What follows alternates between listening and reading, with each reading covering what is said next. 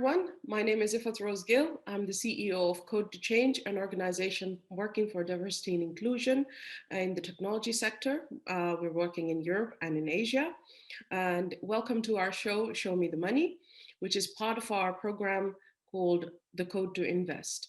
Today, our guest is Ansa Baykus-Wasim, and she is here speaking to us today about InvestNL. Let me give you a brief intro about Ansa. Ansa is, she's got an extensive knowledge on different financing opportunities and a broad network in life sciences and agri-food sector. And in her current role as business development manager at InvestNL, she strives to accelerate innovative and sustainable development in these sectors by solving bottlenecks in different areas. That could be due to lack of finance opportunities or lack of collaboration between relevant stakeholders. And she supports the companies and projects with the development of viable business cases and attracting financing. Ansa, really impressive resume. We met each other a few years ago, and you were in a completely different role back then. Please tell us a little bit about your career journey and of course the current role that you're in now. So please take it away, Ansa. Thank you very much, Ifat. And I first of all would like to thank you for this interview. And I'm very happy to support you with this project. And well, when we met 3 years ago, Ifat, I was working for a consultancy which supported various kinds of organization with the application of funding, specifically public funding on a regional, national, and European level.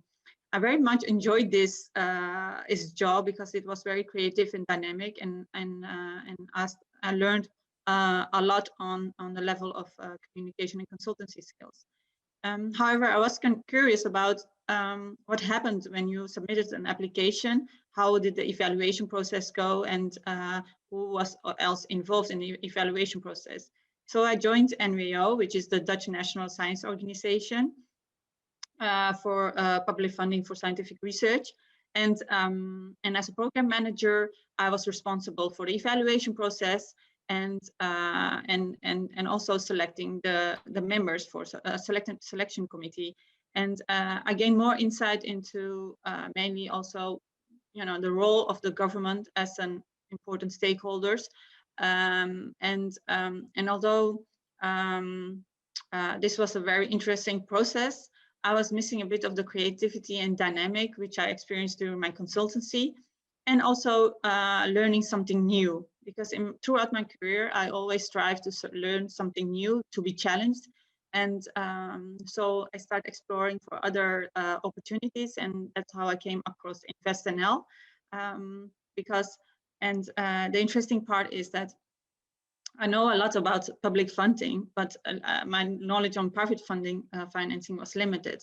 So by joining InvestNL, I could expand my knowledge on this, and also use my knowledge and network, which I built in the last decade or so. And as a business development manager at InvestNL, I support companies and projects with the financing, but also to attract financing when they don't meet the right conditions. When they don't meet the right conditions. Thank you so much. Thank you. It's really interesting how you describe your career journey, because you've been kind of like in the minds of the applicants or the people who are looking for funding, the entrepreneurs, and you've been working together with the evaluators of those applications as well. So you are truly in a unique position to be working now on this new project that you're doing with InvestNL. So let's move on to InvestNL and your role and what the organization does. Of course, it's an impact investor. And it has the ambition to make Netherlands more sustainable and innovative. So please tell us the role of InvestNL and what are the different programs that you have for different entrepreneurs. Well, as you said, InvestNLs are impact investors. So for us, the societal impact of an investment comes first. And achieving financial return is actually what makes this possible. And our primary focus area is supporting innovative companies and projects which contribute to the transition towards a carbon neutral and circular economy. And we do this by mobilizing risk patient capital by participating in these projects, by attracting European funds towards these companies and projects, and by connecting public parties, financing, and companies for market development by providing market intelligence, product development, and proposition guidance.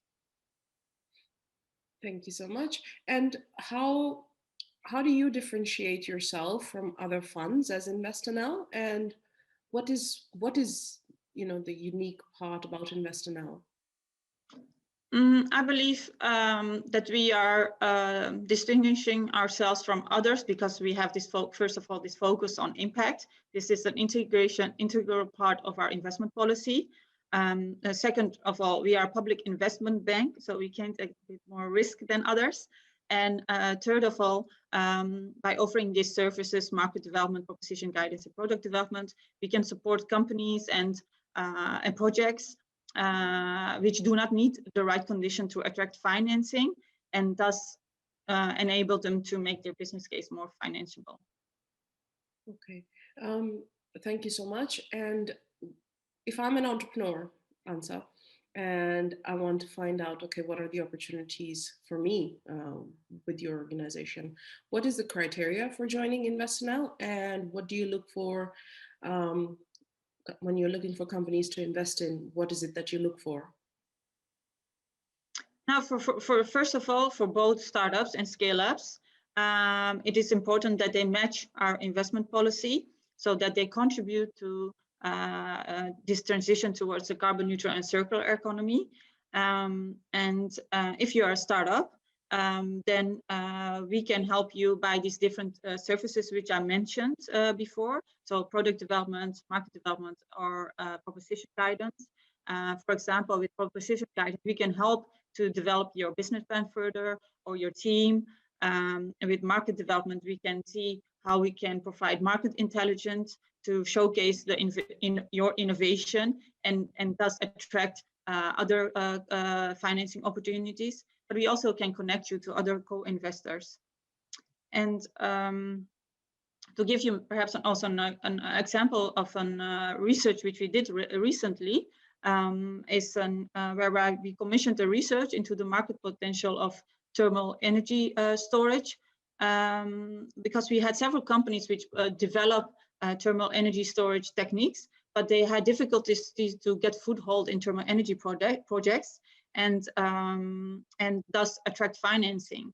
And this market research showcased that there's sufficient market potential for these techniques and that they are cost effectiveness and have societal benefits. And that's interesting because that can open up the market, that is interesting information for investors to decide if they want to invest in such companies or not. And if you are a scale up, then there are several requirements which you have to meet before we can provide capital. So first of all, you have to have a viable business plan, well-qualified team. You have to have minimum 50% of financing from other investors. The total financing ask should be 10 million, and full financing should not be available from regular channels. The financing of technical development should be geared towards TRL level 7 or above. And one more important thing to know is that we, as InvestNL, are always a co-investor, and we provide a maximum of 50% of the capital. Thank you so much for that answer. That was very elaborate.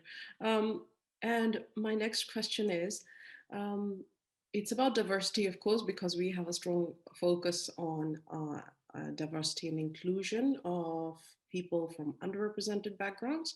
So my question is, how diverse is InvestNL itself as a firm or organization, and what steps have you been taking or do you plan to take to achieve this?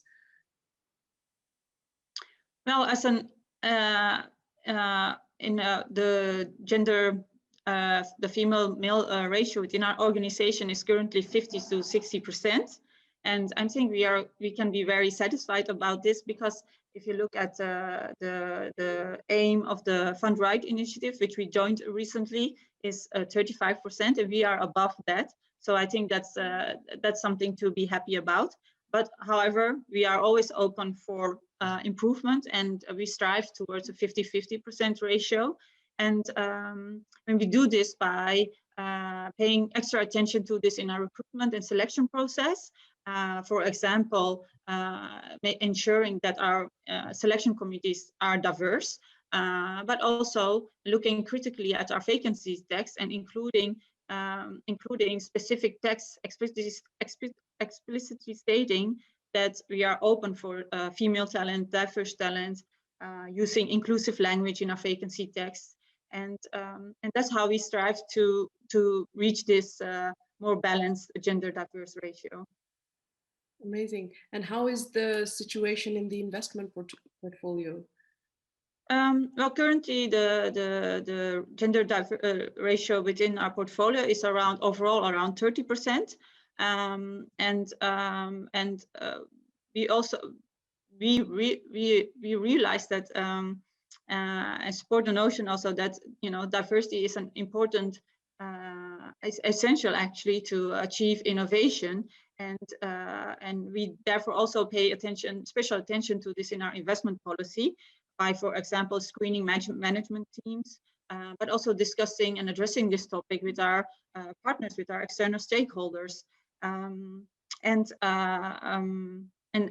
we also endorse the importance of a more diverse financing landscape. And that's also why we recently joined the Fund Right initiative to commit to that, and also ensure that we reach those targets. Thank you so much. That is really impressive, that you have managed to achieve with what is between, you said, 40 to 60% Yeah. ratio in terms of male-female ratio in the organization. We look forward to how you will be working on the issue further. And do you have any goals set in terms of investment you want to make on that, or any agenda, or that you may have set up towards that goal?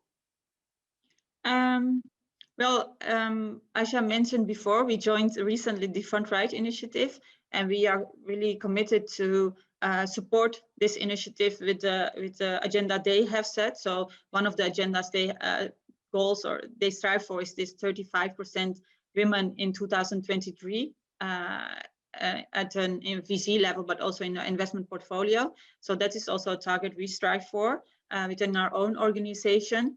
And as I mentioned earlier, so this 50 to 50% balance ratio within our own organization, so in the investment committees, for example. Well, good luck with that goal. I would, as I said before as well, I would definitely be keeping an eye. So moving on towards the last, or the last two questions. Yes. Let's say I'm an entrepreneur, and especially from underrepresented backgrounds, and I want to know more about how InvestNL could be useful for me. What would be your message towards those entrepreneurs? I think the main thing would be, my advice would be to educate and prepare yourself. So first of all, educate yourself on the financing landscape. Gain knowledge on what investors are there, what type of funding is there, what do I need as a company, what kind of type of funding do I need. Second of all, gain more knowledge on the investors itself. What stage and companies do they invest in? Talk to other companies which they invested in. Try to get more knowledge about these investment funds and this VC landscape.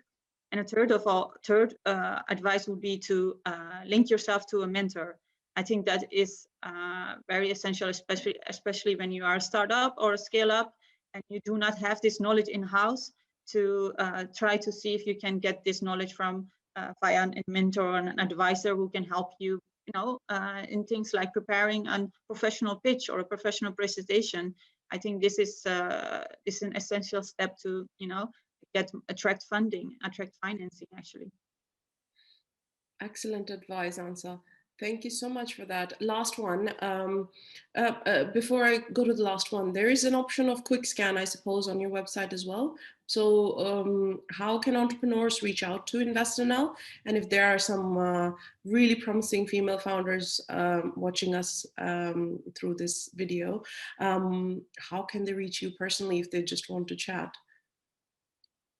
Well, as you mentioned, the quick scan is one option how you can reach us. So via our website, you can just fill in the quick scan and then to see if you comply with all our requirements, and we will contact you. Or you can always reach out to me via my LinkedIn or via the contact details which will be provided. And I'm always open to interesting, innovative companies, but also certainly with a female founder. Thank you so much, Ansa. This was amazing to speak to you today about this topic, about your new role, about your company, your investment firm. And thank you so much for being part of Show Me the Money. And we look forward to hearing stories from you on the new people that you've been reached out by and how it's going in the coming 6 months. And we hope to invite you again on our show. Thank you so much, Ansa. Thank you very much, Yvette, and I'm looking forward to the new opportunities which will knock on our door.